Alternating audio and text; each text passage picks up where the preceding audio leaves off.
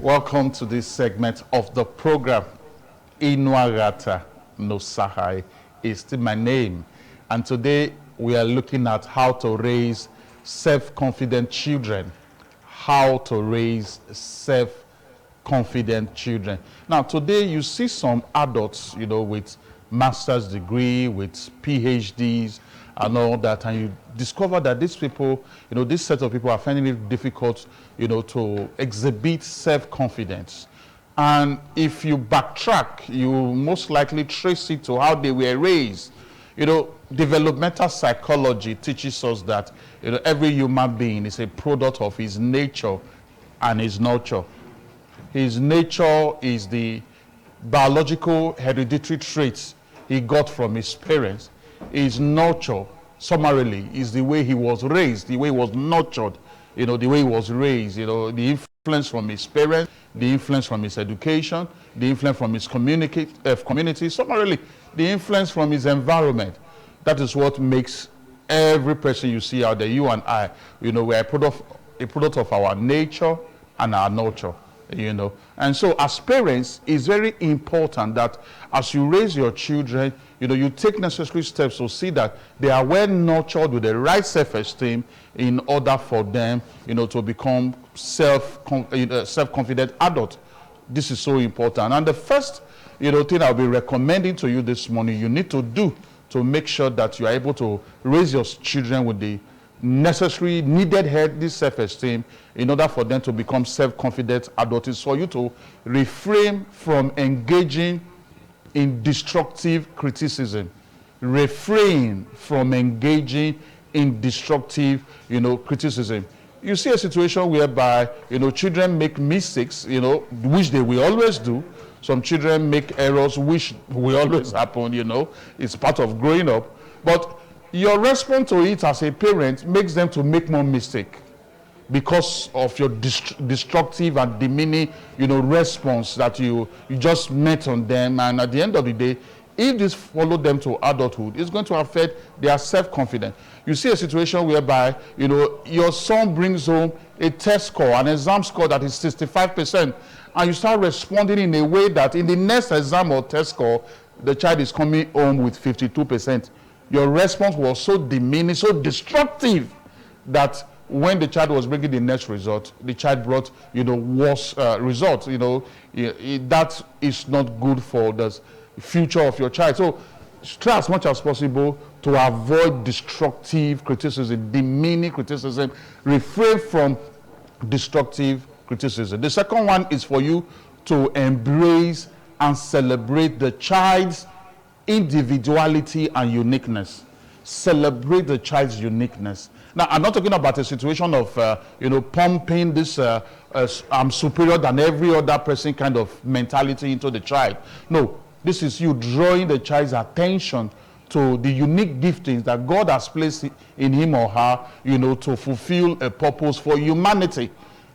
Make the child see that uniqueness, that unique individuality, that's giftings, those natural potentials that God has endowed him or her. We draw the child's attention to it, and this will make the child, see him or herself as an important person, and then the child would grow up with this healthy self-esteem that will positively impact on the child's confidence into adulthood. Like I said at the very beginning of this conversation, the low confidence adult you see today, if you backtrack, it could be traced to how they were raised. We are all a product of our nature and our nurture. The third one, recognize and appreciate the child's efforts, no matter how small. Now, in mathematics, when the math teacher or the mathematics professor sets an exam, maybe an equation or whatever it may be, and when he's marking, when the mathematics professor or the mathematics teacher is marking that exam or that assignment, the mathematics teacher is not just interested in the final answer.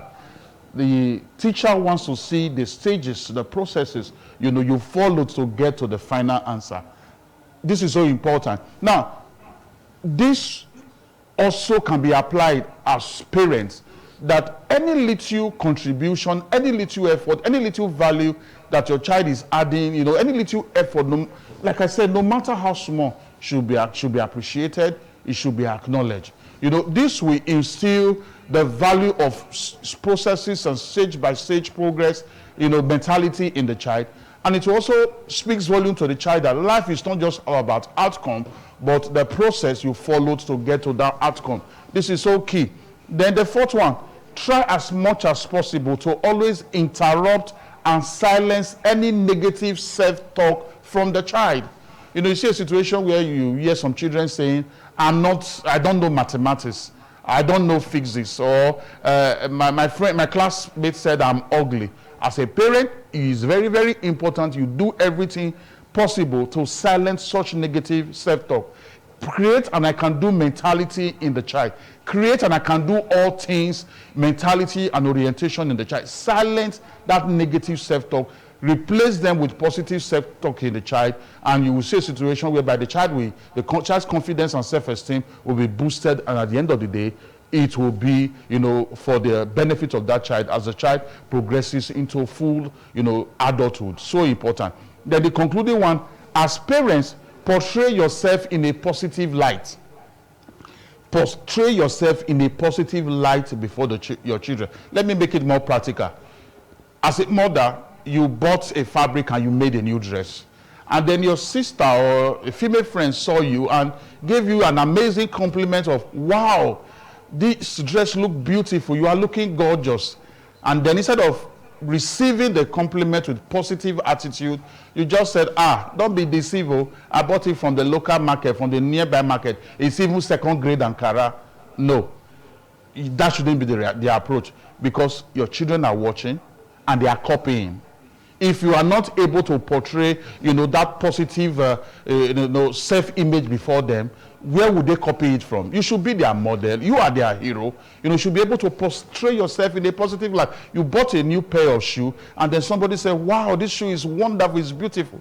And you just look at the shoe. Sir, I just bought it from somebody that was just hawking. You brought it to our office. You are bringing down your self-value, your self-image, and your children are watching.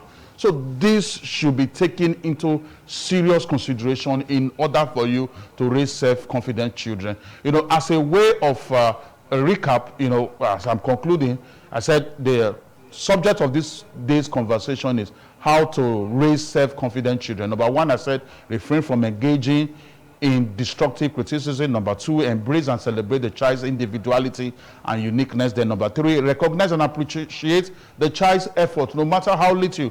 The fourth one, interrupt and silence any negative self-talk that may arise from the child. Then the fifth one, as parents, portray yourself in a positive light before your children, because they are watching, they are also copying. I believe that lots of value have been added to you today.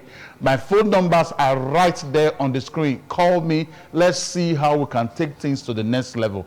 The first one is 080-6686-5060.